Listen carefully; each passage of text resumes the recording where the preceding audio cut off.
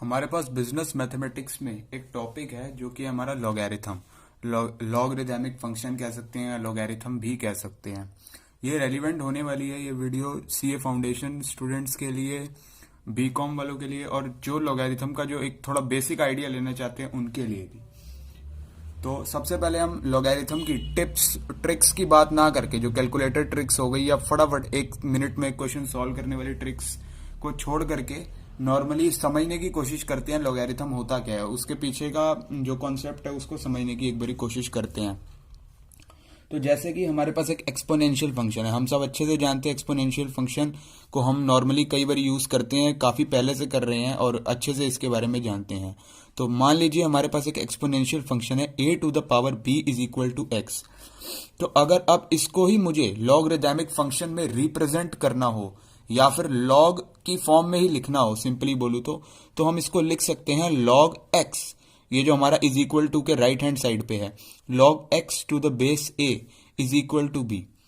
इसका मतलब होता है कि मैं ए की ऐसी क्या वैल्यू दूं, ए पे ऐसी क्या पावर दूं, सॉरी वैल्यू नहीं पावर दूं, कि मेरा जो आंसर है वो एक्स आ जाए। यानी कि ए पे मैं ऐसी क्या पावर दूं कि मेरा आंसर एक्स आ जाए। और अगर इस टर्म के हिसाब से हम देखें तो हम ए पे बी पावर देंगे तो हमारा जवाब आ जाएगा एक्स।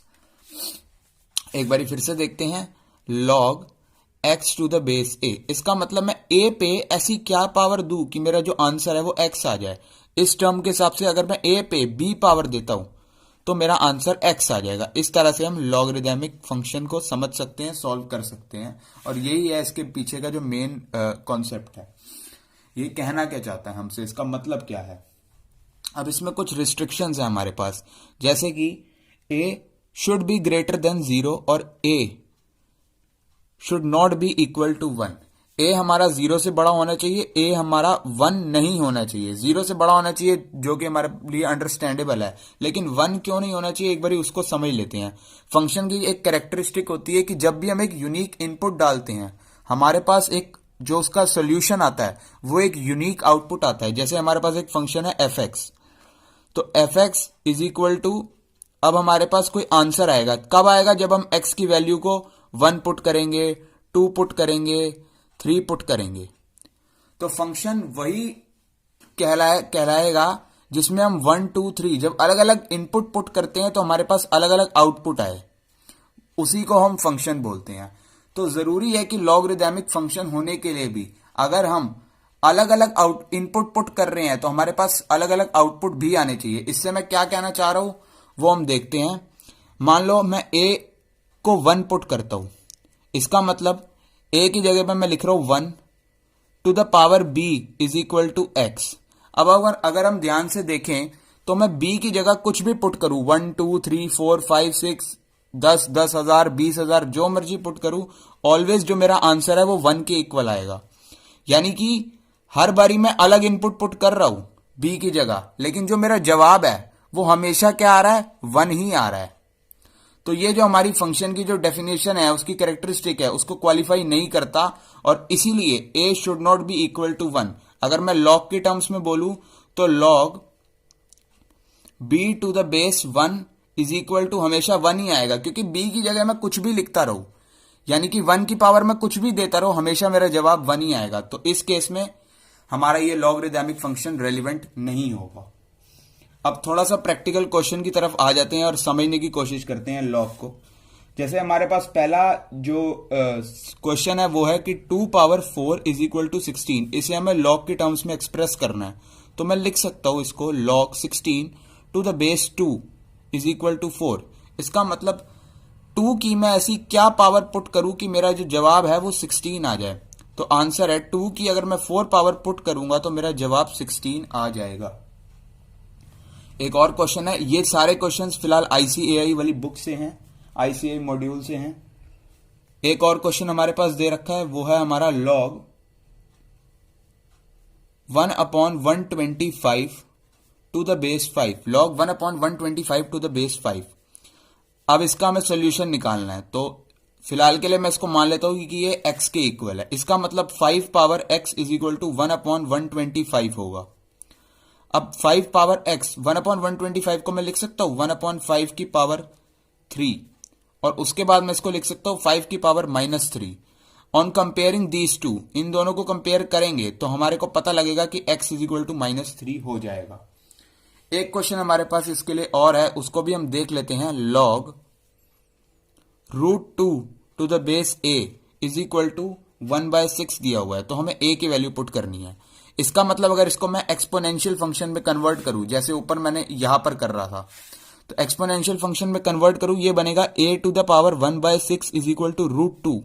तो a की वैल्यू क्या होगी? √2 पावर 6, यानी कि a हो जाएगा हमारा 2 इंटू 2 इंटू 2 8।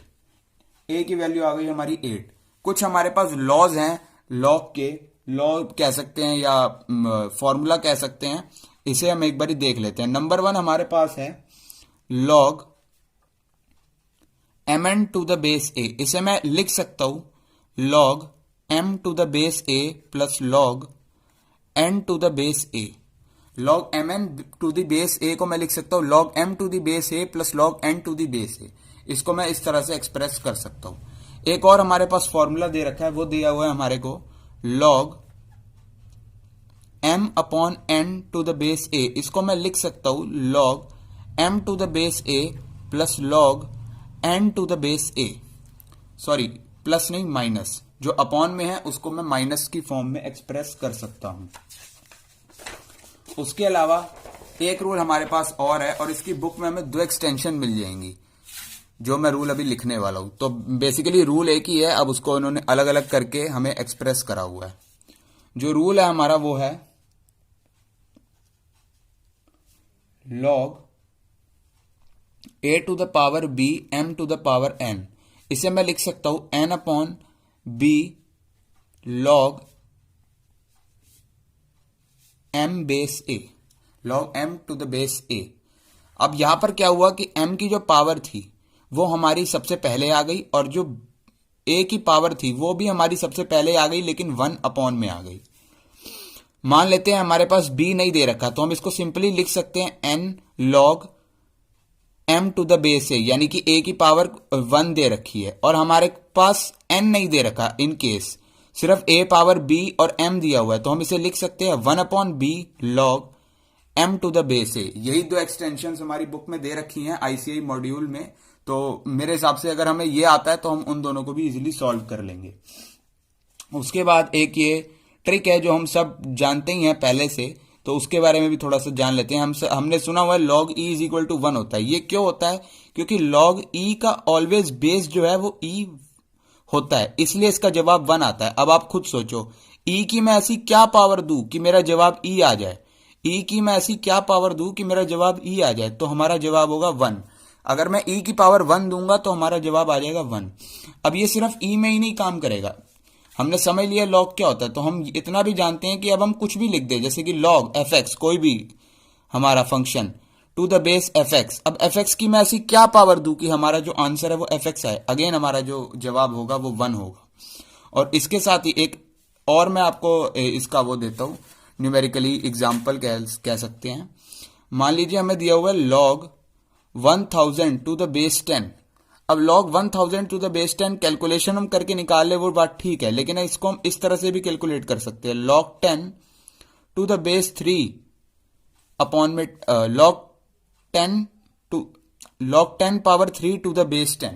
अब इसमें हमें क्या समझ आ रहा है कि हम 10 पे ऐसी क्या पावर दे कि हमारा आंसर 10 पावर 3 आ जाए। तो ये हमारा क्वेश्चन में ही आंसर छुपा हुआ है। 10 पे हम ऐसी क्या पावर दे कि हमारा 10 पावर 3 आ जाए।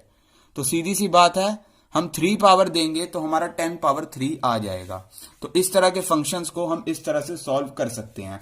ध्यान रखना, हमारा जो ये नंबर है और जो बेस है वो सेम होना चाहिए। उसके बाद हम यहाँ की पावर को आंसर में लिख सकते हैं। सेम हमने यहां पर करा, fx की पावर 1 थी, हमने 1 लिखा। अब 1000 में 10 की पावर 3 थी, तो हमारा आंसर हो गया 3। ये एक शॉर्टकट भी कह सकते हैं, और नॉर्मली समझ के भी इसको, तो इस तरह से हम इस वाली जो प्रॉब्लम है उसको सॉल्व कर सकते हैं। इसके बाद अब हमें एक चीज और समझनी है, वो हमारी जो मैं बोल सकता हूँ 5th लॉ या 5th फंक्शन है, वो है हमारा कि किसी भी लॉगरिदमिक फंक्शन को, जैसे कि log a to the base p को मैं 1 अपॉन की टर्म्स में कैसे एक्सप्रेस करूं, तो इसको मैं सिंपली लिख सकता हूं log b to the base a। इन दोनों जो टर्म्स हैं उन्हें आपस में इंटरचेंज कर देंगे तो उसे हम 1 में एक्सप्रेस कर सकते हैं। और अगर मैं बोलूं तो log b to the base a को भी मैं 1/log a to the base b की फॉर्म्स में एक्सप्रेस कर सकता हूं, इन दोनों को आपस में इंटरचेंज करके। और अगर अब हम इन दोनों को एक मद्देनजर रखते हुए एक जरा इनका फॉर्मूला देखें जो हमारी बुक में गिवन है, log a to the base b और log b to the base a, तो इसका जो हमारी बुक में आंसर आ रहा है वो आ रहा है 1। कैसे आ रहा है तो वो हम यहां से समझ सकते हैं। जैसे कि मैं log a to the base b की जगह पर लिखूं अगर 1/log, इसे मैं कॉपी कर रहा हूं,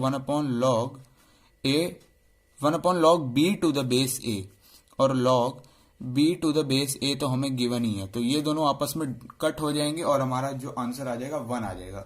ये भी एक फॉर्मूला है जिसे मैं बोल सकता हूँ वो इसी की एक्सटेंशन है, इसे अलग से फॉर्मूला बनाने की कोई वैसे हमें नीड नहीं है।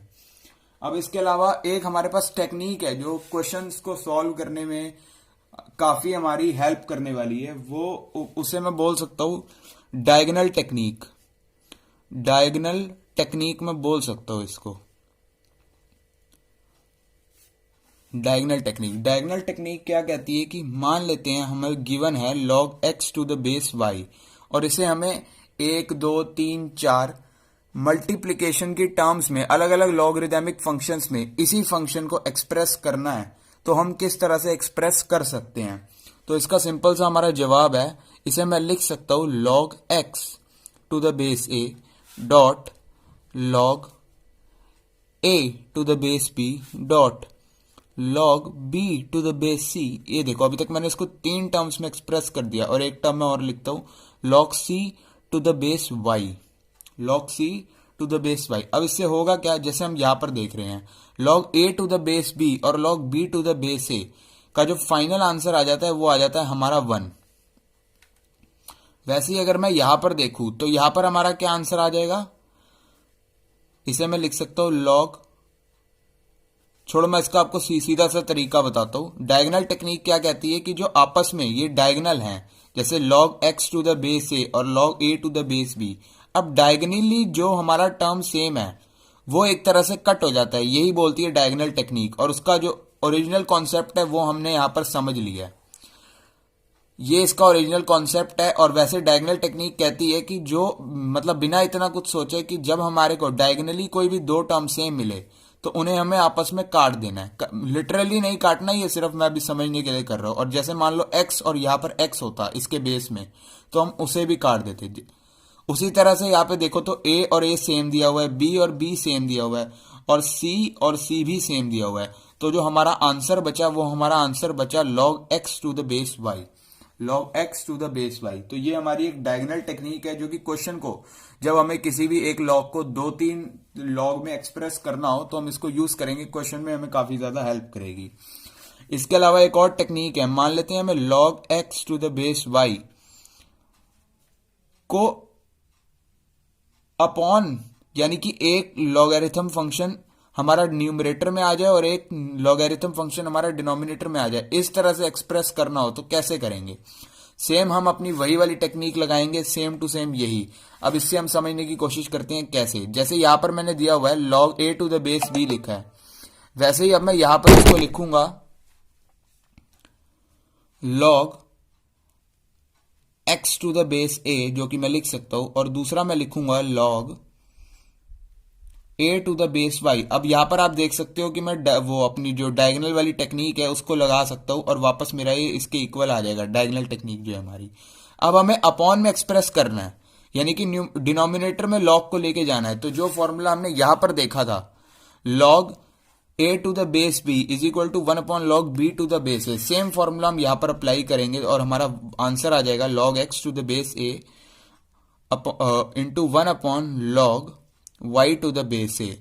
ये हमारा एक्सप्रेस हो गया सिंपली अपॉन की टर्म्स में, न्यूमरेटर और डिनोमिनेटर में अलग अलग। तो इस तरह से हम इसे भी सॉल्व कर सकते हैं, जो कि काफी इजीली हमारा सॉल्व हो जाएगा, कोई हमें दिक्कत नहीं देगा। तो यही ले दे करके जो मेन हमारे पास रूल है, इसके अलावा और कोई रूल नहीं है। और हुआ तो कोई हम आगे देख लेंगे, बाकी लगभग लगभग सारी इसकी एक्सटेंशंस दे रखी हैं। अब हल्के से एग्जांपल्स की तरफ आ जाते हैं जो आईसीआई मॉड्यूल में दे रखे हैं। और वैसे अगर आप नहीं भी हैं सीए फाउंडेशन स्टूडेंट तो भी आप इन्हें एक बार देख लीजिए, क्योंकि ये आपको काफी हेल्प करेगा। तो सबसे पहले हमारा एक एग्जाम्पल बुक में दे रखा है, वो है हमारा log 64 to the base √2, log 64 to the base 2√2। तो 2√2 की मैं ऐसी क्या पावर पुट करूं कि मेरा आंसर आ जाए 64। तो सीधा सा जवाब है कि 2√2 की पावर जब हम 2 पुट करते हैं वो बनता है 8, और 8 का स्क्वायर कितना होता है हमारा 64, 8 का स्क्वायर। तो इसका मतलब 2√2 की अगर मैं पावर पुट करूंगा 4 तो मेरा आंसर आ जाएगा हमारा 64। ये हम सिंपली देख सकते हैं इस तरह से। और अगर इसे मैं कैलकुलेटर से सॉल्व करना चाहूं, जो हमारी कैलकुलेटर ट्रिक्स कह सकते हैं, तो इसे हम सॉल्व कर सकते हैं 2 × 2 इज इक्वल टू, ये आ गया हमारा 2√2 का जो एक्सप्रेशन है। अब इसको मुझे मल्टीप्लाई दबाना है और तब तक इज इक्वल टू दबाते रहना है जब तक 64 ना आ जाए। 1 2 3, आप देख सकते हो 63.99999 आ चुका है। इसका मतलब क्या हुआ कि 3 टाइम्स मैंने इज इक्वल टू प्रेस करा। हम जानते हैं कि 3 times is equal to press करा तो एक ज्यादा, 3 से एक ज्यादा हमारा आंसर होगा, जो कि होगा 4। तो इस तरह से हम कैलकुलेटर से भी इसको सॉल्व कर सकते हैं। अब इसके अलावा एक और एग्जांपल हमारी बुक में गिवन है, उसे भी एक बार देख लेते हैं। तो एग्जांपल है कि log BC to the base A is equal to x है, log CA to the base B is equal to y है, log AB to the base C is equal to z है। अब हमें क्या करना है, प्रूव करना है 1/x+1 + 1/y+1 + 1/z+1 is equal to 1 होगा। तो इसे हम किस तरह से प्रूव कर सकते हैं, हम उसे देख लेते हैं। अब मुझे सिंपली क्या करना है कि x+1 की वैल्यू निकालनी है, y+1 की वैल्यू निकालनी है, z+1 की वैल्यू निकालनी है, और फिर इसमें पुट करना है और ट्राई करना है कि ये 1 के इक्वल आ जाए। सबसे पहले हमारी अप्रोच यही रहनी चाहिए। अगर इससे नहीं होता तो फिर हम कुछ और सोचेंगे। तो मैं पहले x+1 की वैल्यू निकालता हूं। तो x हमारे पास गिवन है log BC to the base A, log BC to the base A +1। अब 1 की जगह एक अगर मैं ट्रिक लगाने की कोशिश करूं तो हमें पता है कि log e to the base e हमारा क्या होता है, 1 होता है। log fx to the base fx हमारा 1 होता है, जो कि मैंने यहां पर लिखा था। log fx to the base fx log e to the base e 1 होता है। तो इन दोनों के हिसाब से अगर एक बारी मैं देखूं तो मैं इसको लिख सकता हूं ना 1 को log a to the base a, log a to the base a। अब मैं इसको लिखता हूं log BC to the base A plus इस 1 की जगह log A to the base A। अच्छा, मैंने A ही क्यों लिया? पहली बात, अगर मैं यहां A लूंगा तो मुझे यहां भी A लेना होगा, तो मतलब ये नंबर और बेस तो मेरा सेम होगा ही होगा, उसमें तो कोई डाउट नहीं है। लेकिन मैंने A ही क्यों लिया? मैं E भी तो ले सकता था, मैं fx या कुछ भी और ले सकता था, मैंने A ही क्यों लिया? तो मैंने A इसलिए लिया क्योंकि हमारे पास ये वाला जो लॉ है लॉगरिथम का, वो मुझे अप्लाई करना है।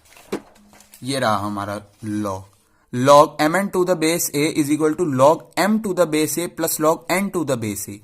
इसे मैं एक साथ मल्टीप्लीकेशन की टर्म्स में तभी एक्सप्रेस कर पाऊंगा जब मेरा जो a और a बेस है वो सेम होगा। वही काम मैंने यहां पर करा, मैंने इसे भी a की टर्म्स में एक्सप्रेस करा और अब मैं इन दोनों को मल्टीप्लीकेशन की टर्म्स में एक्सप्रेस करने की कोशिश करूंगा। तो वो मैं कैसे कर सकता हूं, log a b c to the base a इसको लिख सकता हूं। सिमिलरली अगर मैं बोलूं तो y+1 को मैं क्या लिख पाऊंगा? अगर मैं अभी सब प्रोसेस को मैं शो नहीं कर रहा, लेकिन इसे मैं अभी सिंपली लिख सकता हूं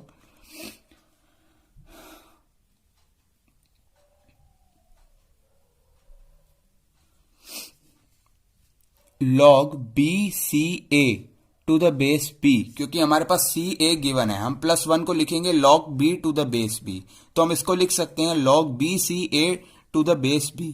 और z को मैं लिख सकता हूं log ए भी हमारे पास गिवन है, +1 की जगह हम लिखने वाले हैं अब जो ये +1 है, log c to the base c, तो इसको मैं लिख सकता हूं log c a b to the base c।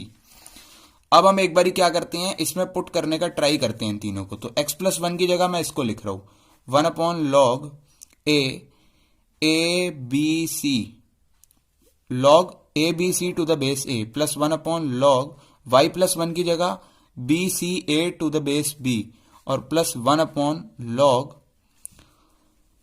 z+1 की जगह मैं लिख सकता हूं c a b to the base c, log c a b to the base c।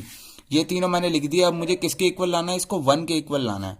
तो देखते हैं, अब अपॉन में तो मुझे एलसीएम वगैरह लेना पड़ेगा और उससे कोई फायदा होगा नहीं। एक काम करता हूं, मैं इसको न्यूमरेटर में लेकर के जाता हूं। न्यूमरेटर में लेकर के जाने की हमारे पास जो टेक्निक है वो ये है कि जब भी ये टर्म न्यूमरेटर में जाएंगे आपस में दोनों इंटरचेंज हो जाएंगे। सेम काम हम यहीं पर करते हैं, इसे हम आपस में इंटरचेंज करते हैं। अगर मैं इंटरचेंज करूं, ये मेरा बनेगा log a to the base a b c plus log b to the base a b c plus log c to the base a b c। इसको मैंने a b c तीनों को a b c लिख दिया। अब जो formula हमने यहां पर लगाया था log b c plus log a, जब दोनों का बेस सेम था, उसके बाद हमने इसे मल्टीप्लिकेशन की टर्म्स में एक्सप्रेस कर दिया था। वही जो ट्रिक नहीं फॉर्मूला कह सकते हैं, जो लॉ लगा रहे हैं हम लॉगरिथम का, वही सेम लॉ हम यहां पर भी यूज करेंगे और हम इसको लिख देंगे log a b c to the base a b c। हमें भली बात ही जानते हैं कि log fx to the base fx is equal to 1 होता है।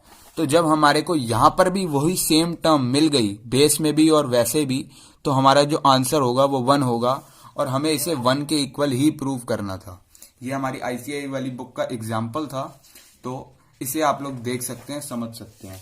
इसके अलावा एक सवाल हमारी बुक में और दे रखा है, प्रैक्टिकल क्वेश्चंस में नहीं, एग्जाम्पल्स में हमें एक सवाल और दे रखा है। वो दिया हुआ है कि log a is equal to log 12 to the base 24 है, b is equal to log 24 to the base 36 है और c is equal to log 36 to the base 48 है। इन तीनों को मैं देख रहा हूं तो मुझे फर्स्ट इंप्रेशन में ही समझ आ रहा है कि ये डायगोनल रूल, जो डायगोनल टेक्निक है हमारी, वो अप्लाई हो जाएगी। तो अब देखते हैं हमें प्रूव क्या करना है। हमें प्रूव करना है कि 1 प्लस ए बी सी, इन तीनों का जो प्रोडक्ट है वो इक्वल होगा 2bc के। तो शुरू करते हैं हम LHS से, हम स्टार्ट करते हैं LHS से। तो 1 प्लस a की जगह मैं लिख रहा हूं log 12/24 log 24/36 b की जगह और c की जगह log 36/48।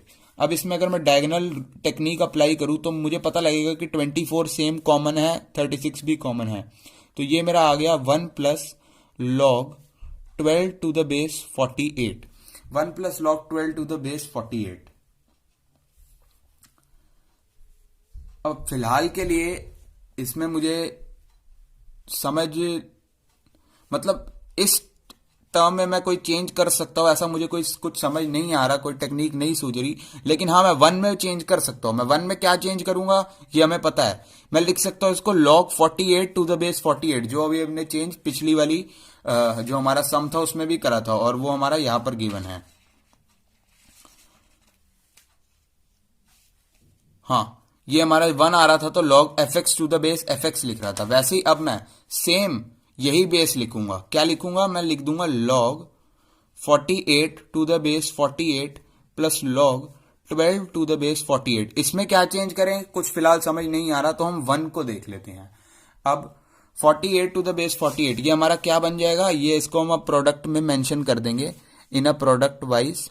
तो इसको हम लिख सकते हैं log 12 into 48 to the base 48, और 12 इंटू 48 होता है हमारा 12 इंटू 48 576। ये हो गया हमारा log 576 टू द बेस 48। ये हमारा सॉल्व हो गया LHS। और RHS है 2bc। देखते हैं भाई 2bc हमारा सिंपली आ रहा है या नहीं आ रहा।